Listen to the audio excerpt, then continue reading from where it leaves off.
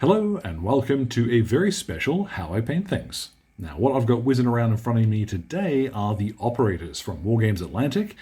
These guys have just come out in plastic and they're very cool. Modern military style gear but without strict uniforms, despite how I've kind of painted them. Now the method I'm going to show you today is one that is incredibly quick and very simple. I think looking at them you can tell there's not really a huge amount of work to do. And the idea is not so much to take the colors as gospel, but to mix it up with whatever you've got to hand and have some fun with it. You can get 5 or 6 guys painted within an hour or so very easily using this method. So all of the paints for all 3 guys will be listed in the description below, but I am just going to paint the one fella on screen today. What it'll mean is if you want to know how to do the beige or the green dude, those colors are in the description so that the method itself should stand on its own. So, with that in mind, quite an intro, let's get started. So I've got my fella here that I'm going to paint, and there's just something about him which looks so familiar. Anyhow, after priming him with uniform grey, what I'm going to do is start off all of his webbing and equipment, and I've got Occultist Cloak for this. Now this is not a true black, it's actually got a very slightly blue tint to it, which works perfectly for the fella that I've got in mind, let's say. And now this is nice and quick because all I'm doing is going over all of his equipment with a quick blast of this color. Now you don't need necessarily to stick to grey or white, or bone primers for your speed paints, even using these colored ones, although grey isn't really much of a color, but you get what I mean. Using different colored primers will give you very different results.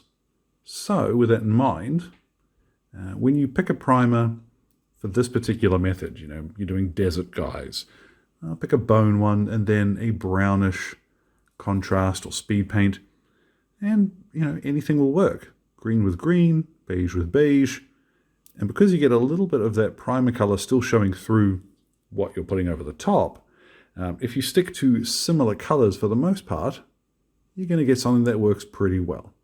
So I'm going to finish off this gear off screen, won't take me long. And there's 1 or 2 little splurges like up on his collar there where I've lost control, but luckily we can just go back to the uniform grey primer and apply a little bit of that from the pot. What I'm going to do is to paint in his bandana here with Tyrian Navy. Likewise, because I know I'm going to go over this with a couple of acrylics in a moment, I'm not too worried here if I do end up getting it on his face. So now any bits that I want to make sure are still uniform grey, well, here comes some uniform grey. Luckily I didn't go crazy with this stuff, so it won't take long to tidy up. Depending on how much you may have gone over, honestly you might even skip this part. But yeah, that looks alright. Once I'm satisfied with my tidy up, what I've got is a small dry brush, and I'm using here Grey Seer from Citadel. Now, if I had Company Grey from the Army Painter, I'll probably use that, but Army Painter suggests that Grey Seer is about as close as it's going to get. So since I've got it, I might as well. I'm going to start lightly across his butt's probably the best place, to get a feel for what I'm leaving behind from my brush. And then I'm going to lightly dry brush along his clothing, and even more carefully on his gear. Because the small dry brush gives me quite a bit of control, I'm going to go over his clothing a few times, a little bit more heavily, so you see it does pick that up. And then when I've got next to nothing left on my brush, I can use the same color and just pick out the highlights on the webbing. So away we go. I'm going to do this over the whole miniature. Now that's pretty much his equipment done. I'm going to move straight on now, and I'm going to use Ruddy Umber to paint in his skin. Now, reason being, this one isn't technically in the skin sets from the Army Painter, but it is the closest match to tanned flesh from the old range, and you all know how I like my tanned flesh. So this will probably require a second coat once this one's dried, but you can be nice and quick about it. And then for his hair, I'm going to use Tree Ancient. Now this I want a nice dark brown with a little bit of warmth to it. And I'm also using it because it's the same color that I used on the hair for the fella in the desert color sort of gear. So I figure if you are batch painting a bunch of guys at once, you don't want to have to pick out 3 or 4 different colors. Just use the same for their hair. It won't matter. And of course, don't forget little sideburn bits. Now with shoes here, I'm going to use Ironclad Grey. This is the one that comes from the John Blanche paint set. On the grey primed fellas, you could very easily just use the Occultist Cloak that I used for his gloves. But this is the color that I used to paint these shoes and gloves on the other 2 guys. So I figured, might as well stick to it and let you see that. I'd recommend that this is quite close to something like Corvus Black from Citadel, or what is it now? German Grey from Vallejo.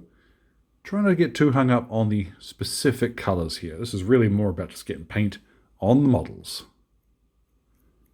Now, for anything that's going to be black, I am actually going to use matte black. Now, it's relatively rare that I tend to paint true black on miniatures because I like that to be something that I can shade it with and still see a little bit of action in the recesses. Matte black tends to look maybe a bit cartoonish, true black. But on these fellas, because we've got so many dark colors and that dark gray next to them already, which does look black, using a true black, I think the unrealistic finish will actually help sell the look. And finally, for the base coats on this guy, I am going to use gunmetal, and we'll paint in this little bit of solid gear that he's carrying. Now, on the fella with the more desert-themed look, I used a bit of true copper on the rounds on the side of his ammo box. But again, these little details, it's pretty easy to pick out whatever color you might need to use. Now my little palette here, I'm just mixing up. This is half and half strong tone and Speedpaint medium. You can get quite fancy here. You could start mixing black and blue and stuff like that if you really wanted to, but for a general purpose shade, strong tone, it does the job. Now the medium is to make sure that it doesn't really tint things too much. We're going to get a little bit of brown to what we're doing, but not so much so that it's going to look horrendous. So applying this over everything, just a quick pointer, any mix that you do come up with, personally, I like about 1:1 for wash to medium. So experiment with that as you fancy, but it's up to you. And we're going to apply this over the entire miniature. So particularly on his face, just dab it on, give it a couple of seconds, and see if you need to shift it away, because it does sometimes settle quite heavily in like eye sockets and stuff like that. But otherwise, our entire miniature, give him a quick bath, and then pop him somewhere warm to dry.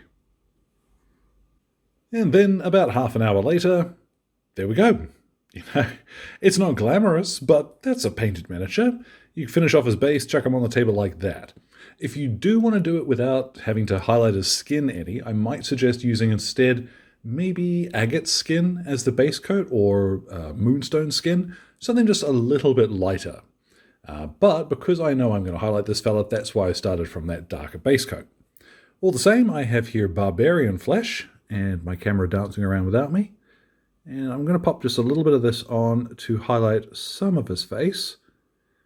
Okay, I'm going to cover over most of his skin with this and leave that shaded stuff in the recesses. And then to really sell the face and make it look as though I actually did some work on the miniature, I have a tiny bit of Dorado skin, and I'm going to use this to dot in just the very tip of his nose, his chin, and I'll do his cheekbones, probably off camera, yes. Then in the realm of not strictly necessary, but I kind of want to, I think it would look cool, I'm going to do a little bit of highlighting of his hair with some leather brown. Now after this, what I'm going to do is to take him outside and hit him with a matte varnish, and I will go ahead and base him. Now I'm popping the basing recipes in the description as well. Now, they are just going to be PVA sand and a little bit of paint with some glue as well. But because they're going to be so different to one another, I figure I'll include those down there too. So once I'm finished, let's get a look at our Grumpy Grumpy trio once they are all finished. Okay, I told a small lie. The last thing I want to do is actually grab a pencil, and the softer the better here. So I've got a B, although a 2B will also work. And what we'll do then is to lightly buff along the edges of some of the metalwork, because this is a really quick way to get a semi sort of gunmetal finish to your weapons without having to come back and painstakingly highlight all of this stuff. The more of this you add, the more shiny it's going to look. So try not to go too heavy with it. But yeah, nice and quick. Gives you a bit of metal there. And so there at last, our operators are complete. And I've had a lot of fun doing these guys. I think it's important to remember sometimes that the colors don't always need to match reality perfectly. Sometimes you just want a dude in green suit or grey suit or whatever to act as a bad guy for your game, whatever it happens to be. So these are a lot of fun, and like I mentioned, you could very easily apply any of the other camouflage or sort of modern military gear that I've done on the channel before to them quite happily. They're very cool kit. So thanks again goes to Wargames Atlantic for letting me have a box of these guys. I am probably going to make some more, and I need to figure out a game for what I'm going to use these guys in, because they're a lot of fun to actually stick together as well. As well, thanks goes to Exit 23 Games for the light and sound equipment, as well as all of my wonderful patrons who are keeping me ticking in paints and glue, which includes my most gorgeous producers who are showing up on screen now. Thank you very much for your support, folks. Mean it every time. Now, any questions or anything, feel free to drop them in the old comment box below. My Blue Sky and Instagram are both linked there too. So thank you very much for your time, one and all, and you all enjoy the rest of your day.